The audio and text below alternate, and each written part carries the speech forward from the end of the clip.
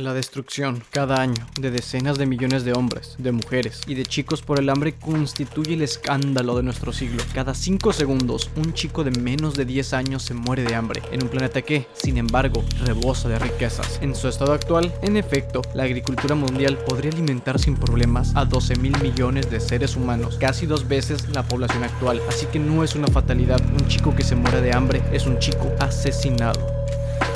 Todos los días mueren de hambre y no aparecen en las noticias. Esto porque sus muertes no representan lo extraordinario. Tal tragedia ya es rutina y lo ordinario no tiene lugar en el mundo del espectáculo. Son tantos que no les importan. Si fuese solo una persona con un rostro y una historia conocida por todos, esto sería distinto. Habría un escándalo, todo el mundo hablaría de eso. La gente diría que no debería volver a suceder jamás y se preguntarían qué hicimos mal para que alguien muriese de hambre. Sin embargo, eso no es lo que sucede en la actualidad. La existencia de millones de hambrientos, tanto en nuestras propias ciudades como en sitios remotos, pasa a ser un suceso cotidiano. Es el pan de cada día saber que tantas personas están en esa situación tan injusta y lo dejamos de lado. Es una bendición que tú y yo logremos comer, mientras que es una injusticia que tantos no puedan decir lo mismo. Todo esto es algo que jamás debió ser normalizado. No importa si todos estamos de acuerdo en que se trata de algo trágico. Esto nos lleva a una pregunta que en apariencia es fácil de responder, pero guarda una complejidad enorme y dice mucho sobre nuestra sociedad. ¿Por qué existe el hambre en el mundo? Es una pregunta bastante válida y pertinente. Después de todo, producimos más alimentos de los necesarios, mientras que 2.000 millones de personas se encuentran con desnutrición o malnutrición crónica. En este capítulo abordaremos las causas del hambre. Es algo multifactorial, ya que no existe una única causa para este horrible problema. Algo habitual en problemáticas sociales de este tipo. Abordaré las más comunes. Una mala infraestructura puede ser decisiva para lograr que millones de personas no sean alimentadas. Por ejemplo, si no se cuenta con rutas adecuadas para el transporte de alimentos, llevar comida a quienes lo necesitan puede llegar a ser prácticamente imposible. Esta es una de las razones por las que incluso dentro de un mismo país algunas zonas están bien alimentadas, mientras que otras difícilmente logran conseguir lo suficiente para sobrevivir. Esto puede llegar a ser bastante irónico. Me explico. Cuando Etiopía se volvió el segundo productor de granos en África, no tenía dónde guardar tanto. En algunas regiones, millones sufrían hambre, pero no había forma de llegar a ellos a través de las rutas habituales. Entonces, solo podía llegar la ayuda internacional por el aire, lo cual era mucho más costoso. En el mundo, hay países donde por no tener las condiciones adecuadas, como almacenamiento, se pierde hasta el 40% de lo cultivado. Están a la merced del clima y plagas, como en la India, donde gran parte de los alimentos acaban devorados por ratas. Existe suficiente alimento para alimentar a toda la población mundial. Sin embargo, el suministro no está ordenado de manera que la escasez no pueda afectar particularmente a ciertas regiones. Esto trae consigo cuestiones como la temporada del hambre, la cual afecta sobre todo a las personas que viven fuera de las ciudades. En este escenario, las cosechas se acaban y entonces se ven obligadas a reducir su ingesta de alimentos, algo que no dura unos cuantos días, a veces ni semanas. Hablamos de meses. Como muestra Caparrós, en el Sahel, el hambre está siempre presente, pero se hace brutal cuando empieza el periodo que los francos llaman Sudwa, los anglos Hunger Gap, y nosotros los hispanos nada, porque igual para qué. Son esos meses en que el grano de la cosecha anterior ya se acabó y el de la próxima pugna por asomar del suelo. Entonces, el gobierno pide o no pide ayuda. Las agencias internacionales alertan sobre el peligro y movilizan o no movilizan sus recursos. Y esos millones comen o no comen. Esto no es un caso aislado. Mientras existe abundancia en una parte, en otro lado, la escasez más extrema tiene lugar. Sin embargo, las temporadas de hambre suceden en sitios que uno no suele imaginarse, como es Estados Unidos. Los ciudadanos pobres se quedan sin dinero a finales de mes y comienzan a comer hasta solamente una vez por día. Claro, no es un caso exclusivo de este país, sino pregúntenles a las familias latinoamericanas que también pueden terminar por no comer en días. Durante el siglo XX, las hambrunas crecieron y se multiplicaron con una característica particular, aterradora. Las más masivas, las más brutales, fueron causadas por la mano de algún hombre, o, por decirlo más preciso, fueron el resultado de decisiones del poder. Caparrós, 2014. Ahora vayamos a la siguiente causa.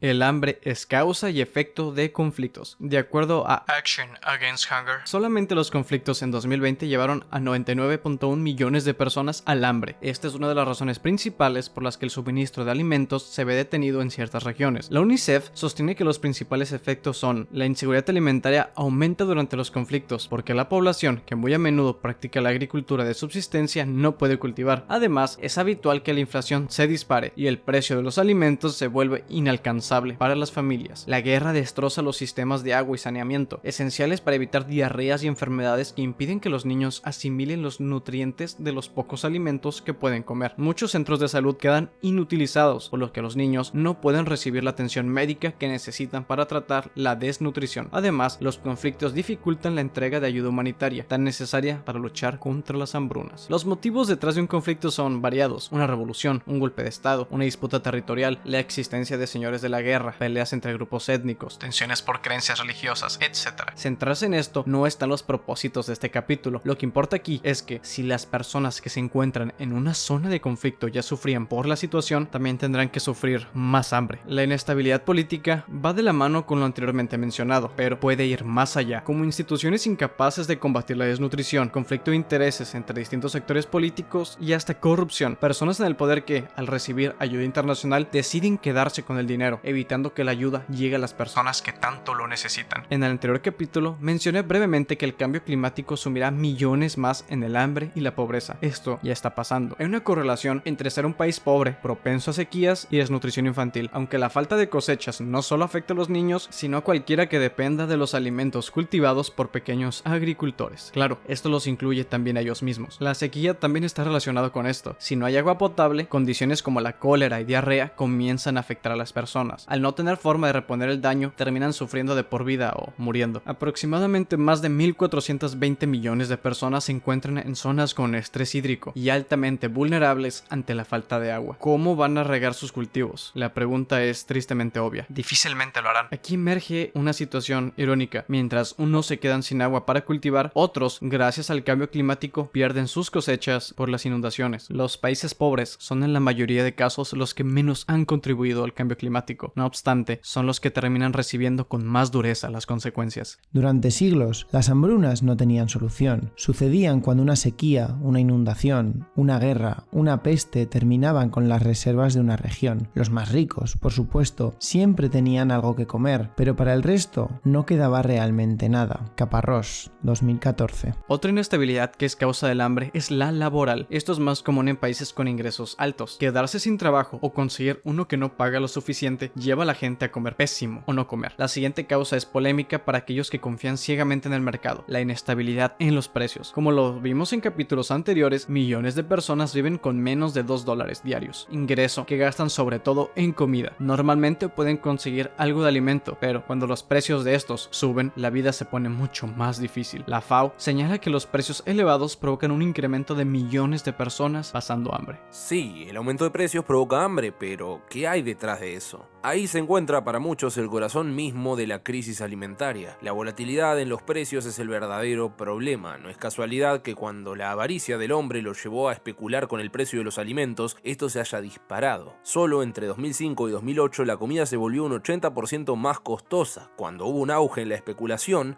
los precios subieron. Los especuladores, con sus bolsillos repletos de dinero sucio, se quedaron callados cuando el precio real de la comida logró su nivel más alto desde el año 1845. El disparo en los precios se debe a su codicia. La Bolsa de Chicago cumple un lugar especial en todo esto. Fue uno de los antecedentes más importantes y al día de hoy sigue siendo el epicentro de la especulación alimentaria. Esa gente no se va a dormir pensando que está jugando con toneladas de comida que podrían alimentar a tantísimas personas. Ven números, lo ven como un juego que le genera ganancias y solo eso. Así que dejen de romantizar a figuras como el Lobo de Wall Street. Personajes como él no están tan lejos de los ambiciosos señores de la guerra, por más que no les guste la idea de verse como ángeles de la muerte con corbata. Más de la mitad de los cereales más importantes son presa de la especulación. El Parlamento Europeo responsabilizó a los mercados especulativos por el 50% de la subida en los precios de alimentos. No es poca cosa. Quizá ahora mismo todos estén preocupados por la crisis económica provocada por la pandemia, pero la crisis del 2008 tuvo causas financieras. No es coincidencia que una crisis en los alimentos también se haya dado en ese entonces, gracias otra vez a la especulación. No existe una fuerte regulación en esta cuestión y eso es algo que entra en conflicto con el objetivo de acabar con el hambre. ¿Dejaremos que la mano invisible se encargue de todo esto? Hace unos años el Banco Mundial y el Fondo Monetario Internacional afirmaban que el mercado se encargaría de mejorar la crisis alimentaria. Este último incluso presionó a las familias para que dejaran de centrarse en su consumo local y se centrasen mejor en el mercado global. ¿Y cuáles fueron las consecuencias? En el periodo de 1980 a 2010, la ayuda hacia la agricultura de África pasó de un 17% hasta el 3%, una disminución nada pequeña. En 1970 había aproximadamente en el continente africano unos 90 millones de personas con desnutrición. Para el 2010, ese incremento ya había sido superior al 300%. 400 millones se unían a las tristes filas del hambre. Ahí tienen a tu héroe, el libre mercado salvando el día. El Banco Mundial no tuvo otra opción más que aceptar la utilidad de los subsidios en la agricultura, incluso 4 veces más que nuestras opciones. Sin embargo, hasta en los subsidios hay desigualdad. Europa y Estados Unidos anualmente subsidian con 300.000 millones de dólares a sus agricultores. La hipocresía. Cifras para las regiones más pobres del mundo no son ni en un sueño. Otra vez el fenómeno de norte-sur haciendo de las suyas. Como podemos ver, la especulación financiera y darle rienda suelta al libre mercado en el sector de la alimentación es un riesgo demasiado grande y que lleva consigo la sangre y el hambre de millones de personas. El sistema financiero es bastante beneficioso para esos involucrados con corbata, pero no lo es tanto para los hambrientos. Estas causas se relacionan entre sí. Por ejemplo, Jordan Schwartz afirma que el alza en los precios de los alimentos se debe, entre otros factores, a la especulación de los mercados de los productos básicos, la explosiva demanda de cereales para forraje desde Asia y el uso de la tierra para cultivos de biocombustibles, en vez de cultivos comestibles. Esto último se explica, en pocas palabras, con que los productores se centran en producir para este tipo de combustibles que les va a generar más dinero que si destinaran la producción al maíz comestible. La ONG Manos Unidas también apunta por el lado de señalar múltiples causas del hambre, al afirmar que son varias causas que provocan el hambre en el mundo, entre las cuales podemos encontrar la deuda externa asfixiante de los países pobres, las relaciones comerciales injustas entre norte y sur, el papel inmoral de las grandes corporaciones, los especuladores y los bancos y, como no, la corrupción de algunos de los líderes africanos, asiáticos y latinoamericanos. El aumento de personas pasando hambre no es un fenómeno que pase desapercibido para la ONU. En el 2018, en su medio de noticias publicaba que un nuevo informe destaca que el número de hambrientos continúa creciendo por tercer año consecutivo. Los fenómenos climáticos extremos, los conflictos o la desaceleración económica entre los principales causantes. Y si nos vamos a fechas más recientes, la FAO sostiene que la persistencia de los altos niveles de desigualdad de ingresos, sumado al elevado costo de las dietas saludables, hizo que en 2019 estas fueran inasequibles para cerca de 3.000 millones de personas en todas las regiones del mundo, en especial para la población pobre. Recuerda esto último, población pobre. Esto nos lleva a la conclusión.